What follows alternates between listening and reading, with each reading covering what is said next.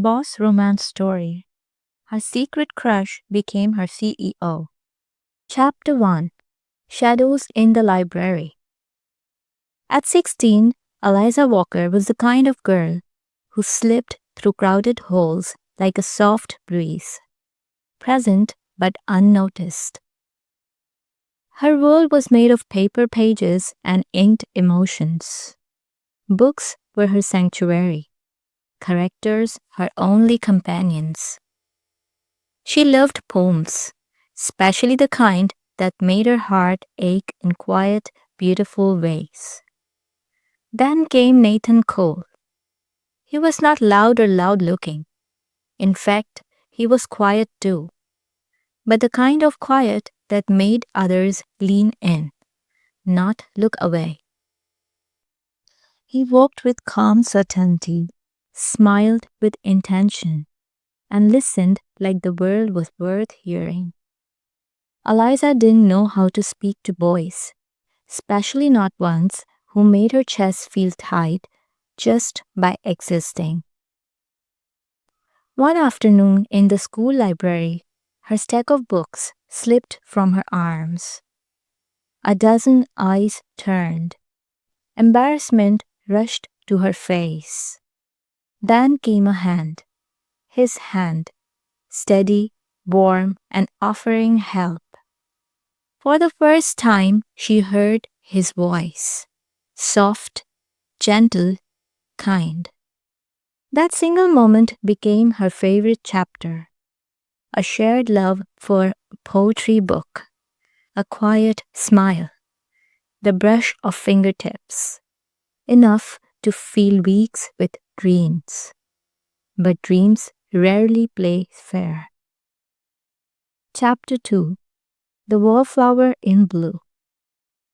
The school dance arrived with fairy lights and whispered excitement.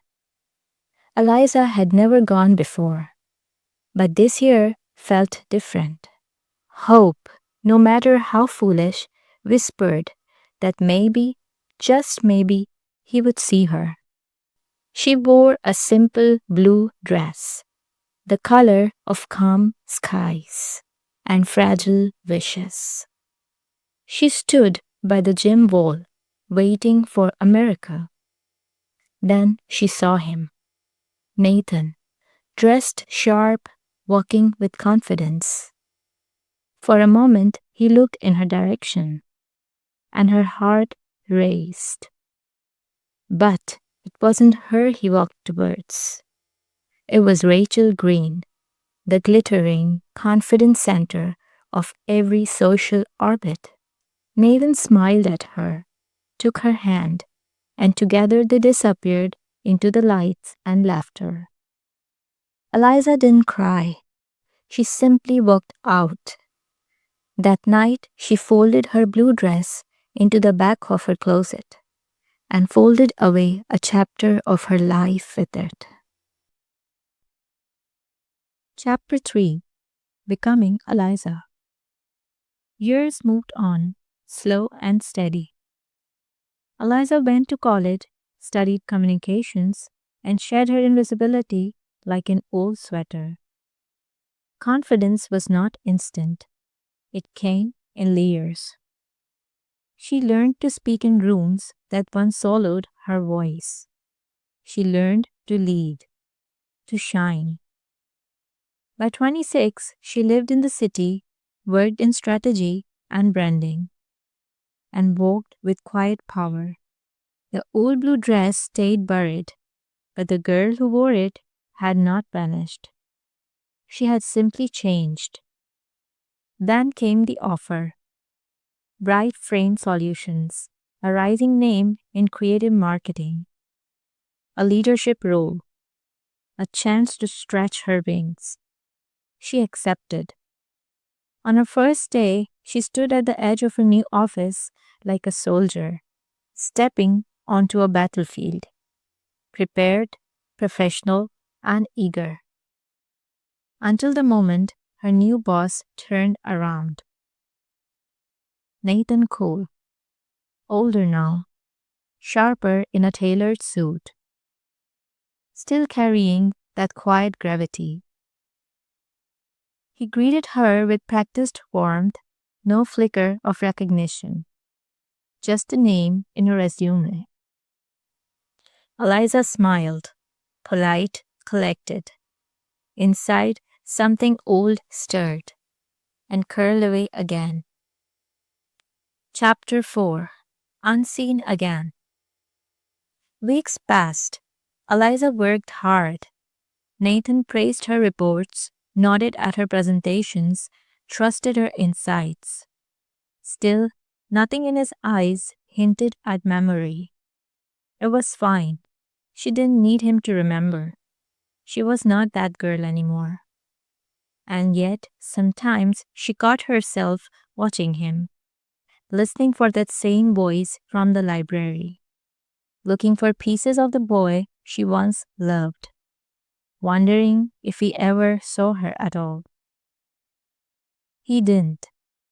Not until one evening when a late project kept them both in the office.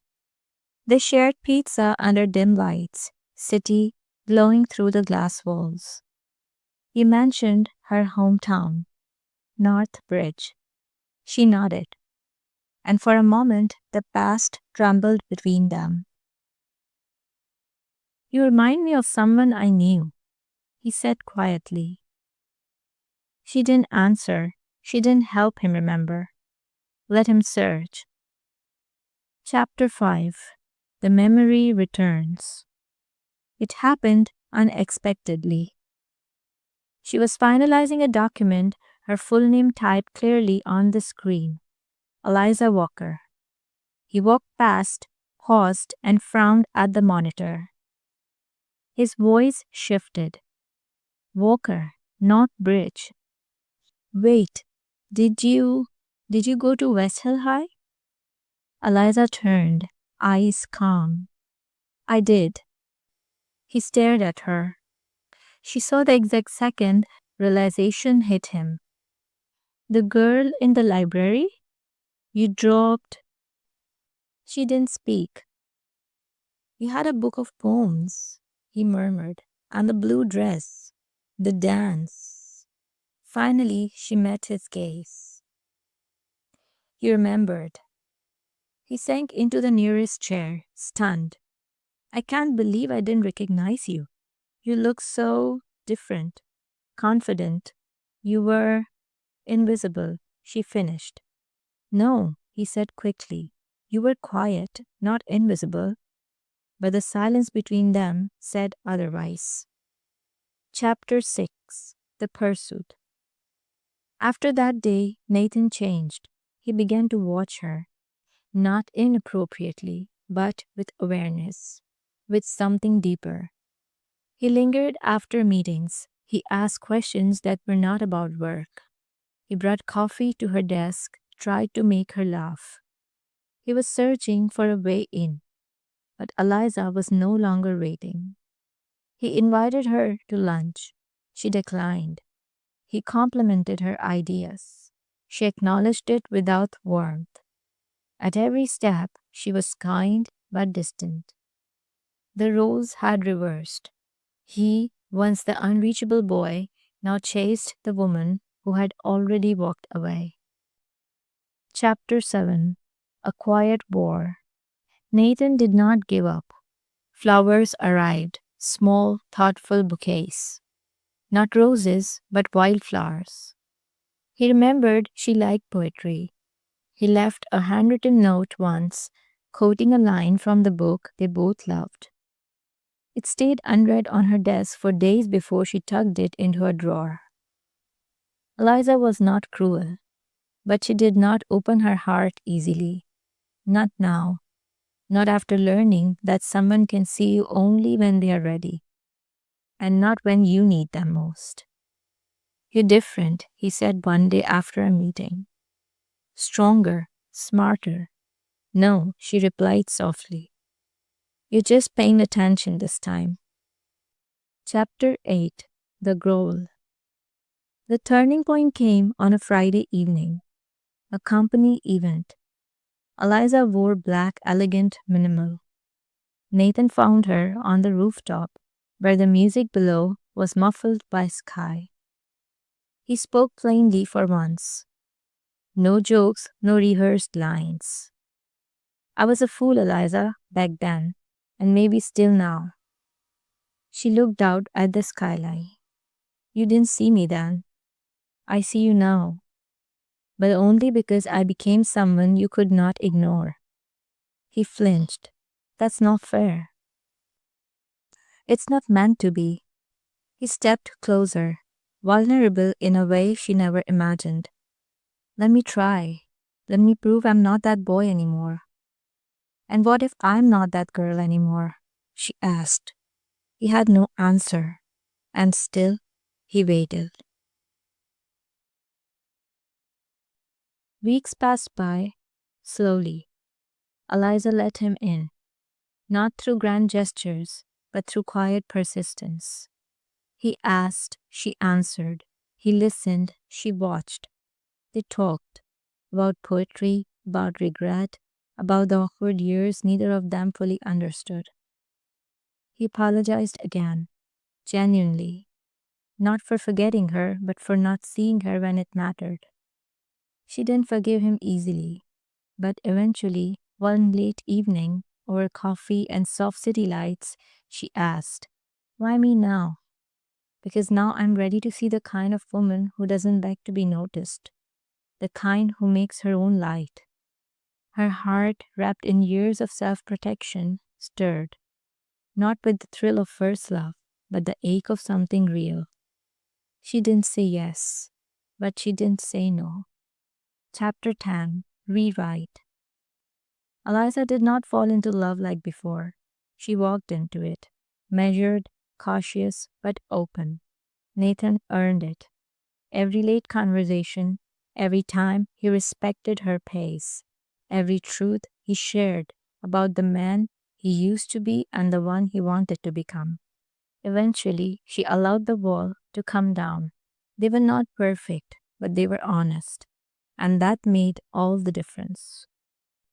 Let's see how many new words you remember from the story. Number 1. Trembled.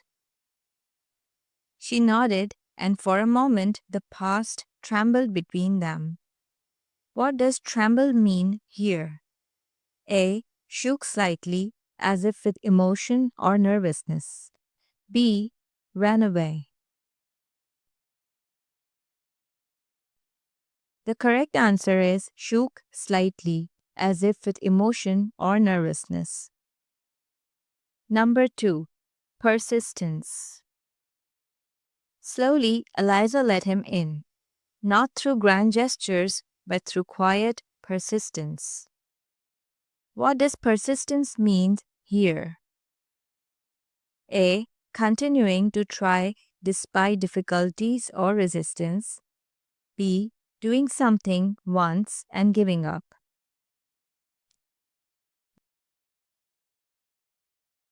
The correct answer is continuing to try despite difficulties or resistance. 3. Vulnerable. He stepped closer, vulnerable in a way she never imagined. What does vulnerable mean here? A. Open to being hurt emotionally or physically. B. Completely safe and protected. The correct answer is open to being hurt emotionally or physically. See you in the next story and quiz.